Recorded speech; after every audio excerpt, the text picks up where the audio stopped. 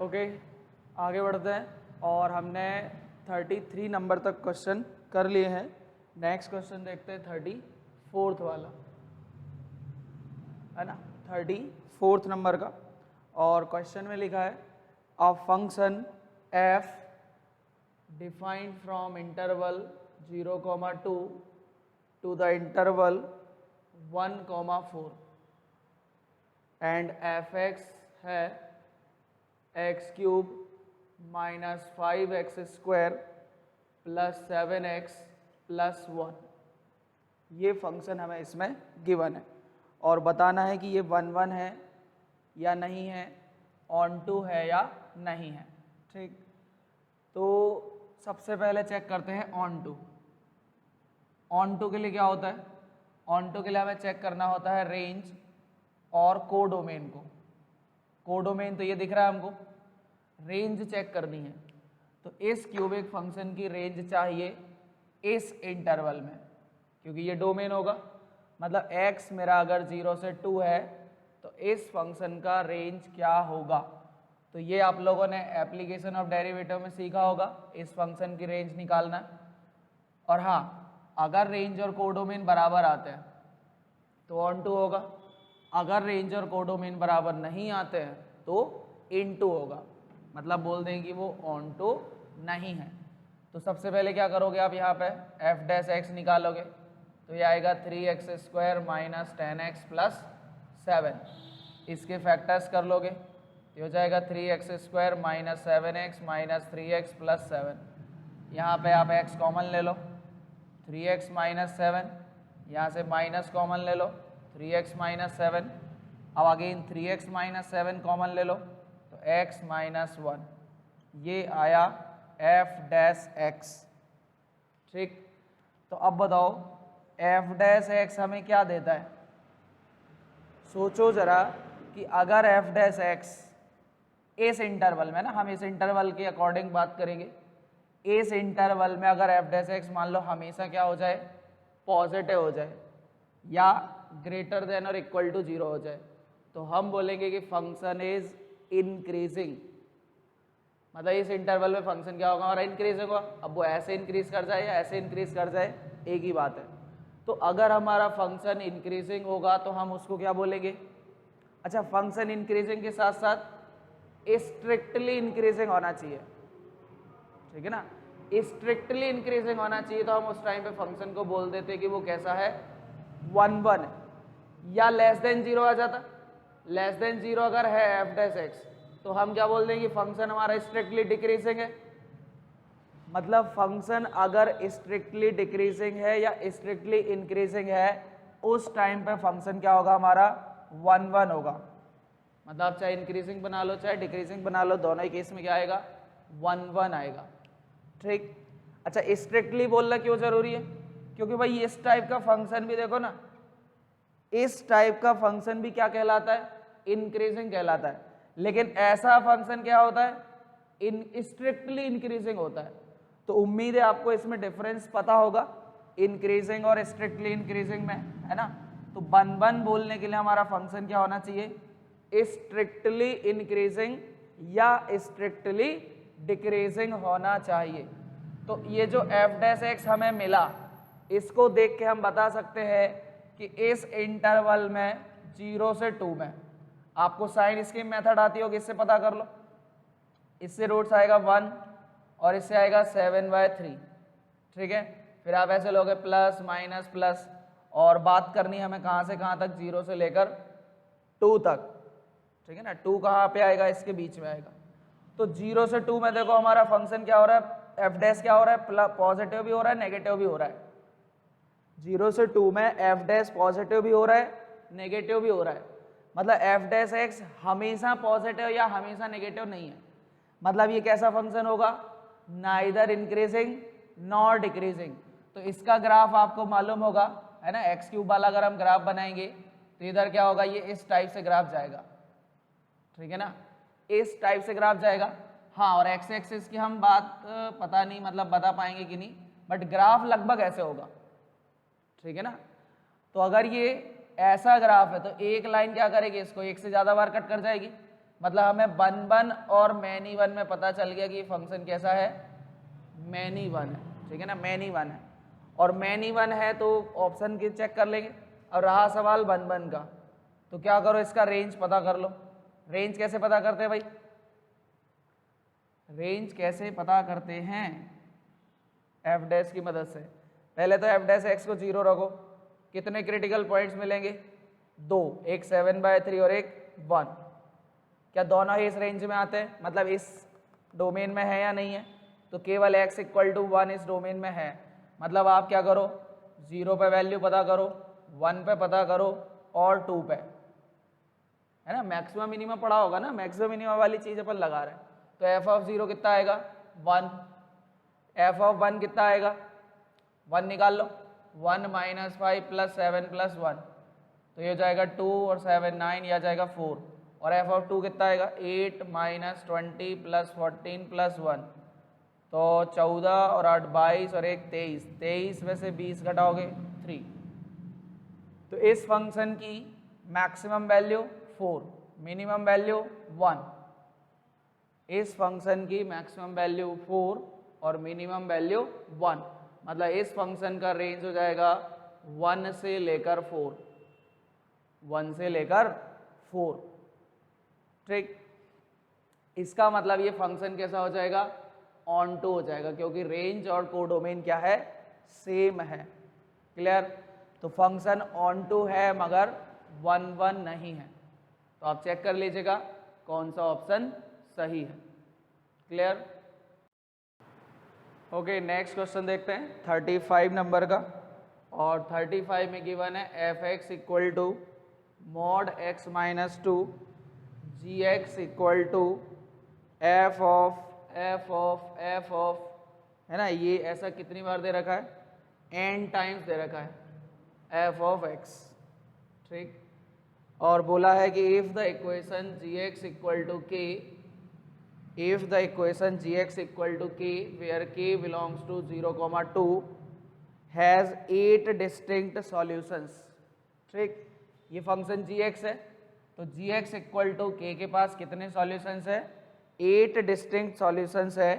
तो n की value क्या होनी चाहिए, n की वैल्यू मतलब ये जो f लिखा है ना हमने, ये n टाइम्स लिखा है, f f f f f। तो ये हमें बताना है कि n डिस्टिंक्ट सॉल्यूशंस होने के लिए ये f f f कितनी बार होना चाहिए। क्लियर। तो सबसे पहले तो आप क्या करो, f ऑफ x निकालो। भाई f x तो है, f ऑफ x क्या आएगा, तो ये बन जाएगा mod x - 2 - 2। उम्मीद है ये सबको निकालना आता होगा। तो अगर आप f x का ग्राफ बनाओगे, f x equal to mod x - 2 का, तो इसका ग्राफ भी सबको आता होगा। ये 2 वाला क्रिटिकल पॉइंट, ये ऐसे ग्राफ मिलेगा, ठीक है। इसका ग्राफ ऐसे आएगा। और फिर अगर मान लो इसका ग्राफ बनाते हैं, ठीक है ना, mod x - 2 - 2, तो इसका ग्राफ कैसे आएगा, सोचो जरा। भाई इसमें ट्रांसफॉर्मेशन लगा देंगे। सबसे पहले जो mod x - 2 का ग्राफ है उसको क्या करना है, 2 यूनिट नीचे लाना है। तो इसको जब 2 यूनिट नीचे लाओगे तो कुछ ऐसे हो जाएगा, ठीक है ना। मतलब ये जो पॉइंट, ये तो 2 रहेगा, मगर यहाँ वाला पॉइंट क्या था, 2, तो यहाँ वाला पॉइंट 0 पे आ जाएगा, ठीक है ना। और ये जो 0 वाला ये कहाँ आ जाएगा, -2 पे, इस टाइप से। और फिर पूरे पे मॉड लगा दिया। तो पूरे पे जब मॉड लगता है तो हम जानते हैं कि नेगेटिव y वाला ग्राफ क्या होता है, पॉजिटिव में चला जाता है, इस टाइप से बनेगा, ठीक है ना, इस टाइप से W जैसा बनेगा, ठीक है ना। मतलब इसका ग्राफ आएगा, ये 0, ये 2 तक गया, फिर ये वाला इधर और ये इधर, जिसमें से ये वाला पॉइंट क्या है, 2 है। क्लियर है ना। तो ये वाला देखो ना, -2 पे था, ये उठ के कहाँ चला जाएगा, 2 पे चला जाएगा। तो ये वाला पॉइंट 0, ये वाला 2, ठीक है ना। इस तरीके से ग्राफ आ जाएगा।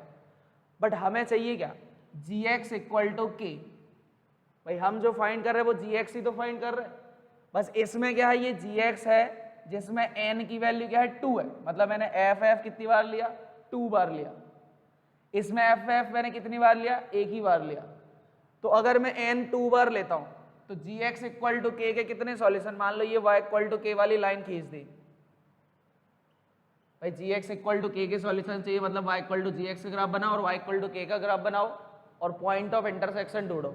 जैसे इसमें देखो कितने पॉइंट ऑफ इंटरसेक्शन आ रहा है, 1 2 3 4, मतलब अभी मेरे पास जी एक्स इक्वल टू के कितने सॉल्यूशंस आएंगे, 4 सॉल्यूशंस आएंगे। कब 4 सॉल्यूशन आए, जब मैंने एफ कितनी बार लिया, 2 बार, मतलब एन की वैल्यू कितनी ले, 2 ले।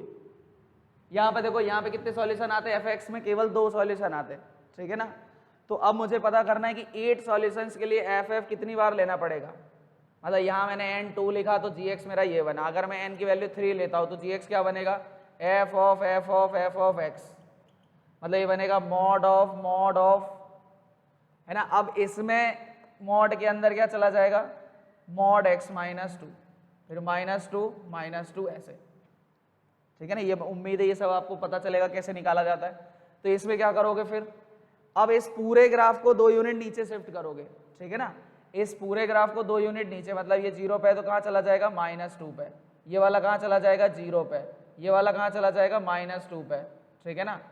तो ये ग्राफ कुछ ऐसे आएगा, है ना, ये ग्राफ कुछ ऐसे आएगा, मतलब डैश डैश करके बना देता हूँ, है ना। डैश डैश करके जो ग्राफ बनाया मैंने वो किसका ग्राफ हो गया, इस फंक्शन का, ठीक है ना। अच्छा इस फंक्शन मतलब इतने फंक्शन का ग्राफ हुआ अभी, सॉरी इतने का, -2 तक का, क्योंकि इसका ग्राफ तो बना ही हुआ है। तो -2 मतलब इसको 2 यूनिट नीचे शिफ्ट करा। अब पूरे का मॉड, तो पूरे का मॉड मतलब क्या होगा, ये जो नीचे वाला पार्ट है ये ऊपर चला जाएगा, ठीक है ना। तो इसका ग्राफ अगर आप देख सको, ये पूरा पार्ट ऊपर चला जाएगा, मतलब ये ग्राफ कुछ ऐसे बनेगा, ऐसे, ठीक है ना। मतलब ये वाला, फिर ये जो नीचे था ये ऊपर चला गया, फिर नीचे टर्न मारेगा इस तरीके से, है ना। तो ये वाला पार्ट देखो, यहाँ से यहाँ तक का जो ट्राइंगल है ये ऊपर शिफ्ट हो गया, फिर एक और ट्राइंगल ऊपर शिफ्ट होगा ऐसे, ये वाला, और फिर ये लाइन। तो अभी अगर देखोगे तो कितने सॉल्यूशंस आएंगे, 1 2 3 4 5 6, मतलब अगर n की वैल्यू 1 है तो इस इक्वेशन के 2 सॉल्यूशंस, n की वैल्यू 2 है तो उस इक्वेशन के कितने, 4 सॉल्यूशन, n की वैल्यू 3 है तो जी एक्स इक्वल टू के 6 सॉल्यूशंस। तो आप शायद समझ आ रहा होगा कि for 8 solutions, for g x equal to k having 8 solutions, तो ये एफ ऑफ कितनी बार लेना पड़ेगा, 4 बार लेना पड़ेगा, मतलब n इक्वल टू क्या होगा, 4 होगा। क्लियर। हाँ भाई अगला क्वेश्चन देखो, क्वेश्चन नंबर 36। इसमें बोला है एफ एक्स इक्वल टू है 4x into 1 minus x, x की वैल्यू है 0 से 1 के बीच में। तो हमें बताना है कि इस इक्वेशंस के कितने सॉल्यूशंस होंगे, ठीक है ना। उम्मीद है शायद यही पूछा है हमसे, नंबर ऑफ सॉल्यूशंस, बिल्कुल इस इक्वेशंस के नंबर ऑफ सॉल्यूशंस। मतलब आप क्या करो, y equal to this function, है ना, y equal to this function का ग्राफ बनाओ और y इक्वल टू x/3 का ग्राफ बनाओ और देखो कि उनके पॉइंट ऑफ इंटरसेक्शन कितने आ रहे हैं। तो y इक्वल टू x/3 का ग्राफ तो हम जानते हैं एक लाइन आएगी जो ओरिजिन से होकर जाएगी, बट इसका ग्राफ बनाने के लिए पहले हमें f ऑफ x फाइंड करना पड़ेगा। तो यहाँ से देखो f(x) तो है ही, f ऑफ f(x) निकाल के दिखाता हूँ पहले। तो 4x की जगह क्या आ जाएगा, x की जगह आ जाएगा 4x 1 minus x into 1 minus 4x 1 minus x, मतलब x की जगह हमने f(x) को उठा के रख दिया। और आप लोगों को जैसे f ऑफ x निकालना आता हो वैसे सॉल्व कर लेना भाई। तो ये हो गया 16x 1 माइनस एक्स, इधर हो गया तब तक 1 minus 4x plus 4x square. उम्मीद है ये फॉर्मूला आपको समझ आ गया होगा। क्या बन गया ये बन गया 2x माइनस 1 का होल स्क्वायर। अरे दिख रहा है ना, ये बन गया 2x माइनस 1 का होल स्क्वायर। ठीक, इसका ग्राफ बनाना पड़ेगा भाई अब अपन को। तो इसका ग्राफ कैसे आएगा सोचो जरा। पहले आप एक काम करो, f(x) का ग्राफ सोचो। किसका ग्राफ सोचो, f(x) का, है ना। मतलब ऐसी अंडरस्टैंडिंग के लिए f(x) का ग्राफ सोचो क्या आएगा। f(x) तो दिख रहा है ना, ये क्वाड्रेटिक है जिसके 2 रूट्स हैं 0 और 1। f(x) एक क्वाड्रेटिक है जिसके 2 रूट्स हैं 0 और 1, और 0 और 1 है। और आप देखोगे इसका जो एक्स स्क्वायर का कोफिशिएंट आएगा वो नेगेटिव होगा, मतलब ग्राफ क्या होगा, डाउनवर्ड पैराबोला होगा, ठीक है ना। और मैक्सिमम वैल्यू कितनी जाएगी इसकी, तो हम जानते हैं किसी भी क्वाड्रेटिक की मैक्सिमम वैल्यू क्या होती है, -d/4a, है ना। इस तरीके का ग्राफ है तो -d/4a मैक्सिमम होगी। अगर इस तरीके का होता तो -d/4a मिनिमम वैल्यू होती। तो -d/4a निकालने के लिए इसको सॉल्व कर लो। ये बन रहा है 4x - 4x², तो d की वैल्यू आ जाएगी b², 4ac की वैल्यू तो 0 हो जाएगी, तो -16/4a। तो 4a मतलब -16, मतलब इसकी मैक्सिमम वैल्यू क्या आएगी, 1। तो इसका ग्राफ बनेगा इस तरीके से। और मैक्सिमम वैल्यू कहाँ आएगी, हम जानते हैं ग्राफ सिमेट्रिक होता है, 1/2 पर आएगी। क्लियर है ना यहाँ तक। तो ये था y = fx का ग्राफ, ठीक है ना, जो हमने समझा। अब हमें बनाना है y = f(x) का ग्राफ। किसका ग्राफ बनाना है, y = f(fx) का ग्राफ बनाना है, ठीक। तो यहाँ पे समझो, पहले तो इसके रूट्स फाइंड कर लो। कौन कौन से रूट्स आएंगे, 0, 1 और 1/2। 0, 1, 1/2 ये रूट्स आएंगे। और ग्राफ बनाने के लिए अगर आप देखोगे, है ना, इसकी मैक्सिमम मिनिमम वैल्यू अगर फाइंड करोगे तो आपको दिख जाएगा, है ना। इस केस में भी इसकी मैक्सिमम वैल्यू बन जाएगी। अब ये पूरा प्रोसीजर आएगा, है ना, ये हमको समझना पड़ जाएगा। तो जब आप इसका ग्राफ निकालोगे तो ये क्या होगा, 0 से 1/2 में एक पैराबोला दे देगा, डाउनवर्ड पैराबोला, ठीक है ना। 0 से 1/2 में क्या दे देगा, डाउनवर्ड पैराबोला, और 1/2 से 1 में भी क्या दे देगा, डाउनवर्ड पैराबोला। और दोनों की मैक्सिमम वैल्यू क्या जाएगी, 1 जाएगी। भाई ये ग्राफ वाला कॉन्सेप्ट आई थिंक आप लोगों को आता होगा। इसका ग्राफ कैसे बनाते हैं, पहले रूट्स फाइंड करोगे, फिर स्लोप फाइंड करोगे, मतलब f' पता करोगे कितनी बार 0 आ रहा है, तो आपका f' 2 बार 0 आएगा। एक आएगा 0.1/4 पे और एक आएगा 3/4 पे। इसका f' निकालो और 0 रखो, ठीक है ना, तो 2 पॉइंट आ जाएंगे। क्लियर। फिर आप पता करोगे, है ना, ये तो रूट्स आ गए, मतलब अगर ये ऊपर ऐसे जाएगा तो इसको नीचे वापस आना पड़ेगा क्योंकि 1/2 इसका रूट है। फिर ऐसे अगर f' ऊपर जाएगा, और साथ में आप पता कर लेना इंक्रीजिंग डिक्रीजिंग, 0 से 1/4 में इंक्रीजिंग, 1/4 से 1/2 में डिक्रीजिंग, फिर 1/2 से 3/4 में इंक्रीजिंग, 3/4 से 1 में डिक्रीजिंग, इस तरह से आ जाएगा। तो ये होगा f(f(x) का ग्राफ। इसी तरीके से f(f(x) का ग्राफ बन सकता है, ठीक है ना, बिल्कुल इसी के जैसा आएगा। इसके अब और बीच में क्या हो जाएगा, 0 से 1/2 में फिर से 2 अब स्प्लिट हो जाएंगे। जैसे यहाँ भी 0, 1 में क्या हो गया, एक पैराबोला था, अब 0 से 1 में 2 पैराबोला आ गए। तो अब क्या होगा, अब जो 0 से 1/2 में एक हो रहा है, इसमें खुद में 2 हो जाएंगे, मतलब 0, 1/2 और क्या है यहाँ पे 1। तो मतलब 0 से 1/2 में ही 2 पैराबोला आएंगे ऐसे, फिर 1/2 से 1 में भी कितने आएंगे, 2 आएंगे, ऐसे हो जाएगा। मतलब ये बीच वाला पॉइंट क्या है, 3/4 और ये 1/4। तो अब ये तुमको पता करना पड़ेगा कहाँ पे आ रहा है, ठीक है ना। तो ये बना हमारा y = f(f(x) का ग्राफ। अब आपको पता करना है इसका ग्राफ y = x/3 का। तो हम जानते हैं कि ये जो ये ग्राफ है, ये लाइन बनेगी और ऑरिजिन से होकर जाएगी। बट ऑरिजिन से होकर जाएगी तो कैसी बनानी है, ऐसी बनानी है, ऐसी बनानी, कि बिल्कुल सबको काटते हुए बनानी है। तो क्या करो, 1 पे इसकी वैल्यू पता कर लो। भाई इनकी वैल्यू तो अपन को पता है, ये मैक्सिमम सब कहाँ तक जा रहा है, 1 तक।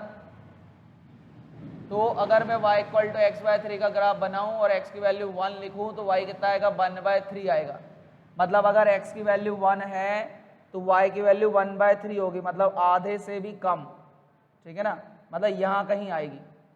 तो इसका मतलब ये लाइन कुछ ऐसे होगी, ठीक है ना, लाइन कुछ ऐसे होगी। मतलब मैंने थोड़ा सा गड़बड़ ड्रॉ करी, बट आप लोग देखोगे ऑरिजिन से होकर जाएगी तो यहाँ पे जाएगी, है ना।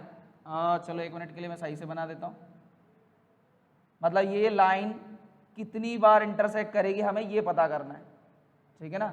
ये ग्राफ को कितनी बार इंटरसेक्ट करेगी, तो ऑरिजिन से जाएगी ऐसे, ठीक है। तो देखो एक तो खुद ऑरिजिन, और यहाँ देखना यहाँ पे 2 पॉइंट है भाई, है ना, यहाँ अलग अलग 2 पॉइंट है ऐसे ऐसे। तो यहाँ 2 बार, फिर 3, 4, 5, 6, 7 और एक ऑरिजिन 8, मतलब नंबर ऑफ सॉल्यूशंस आर 8।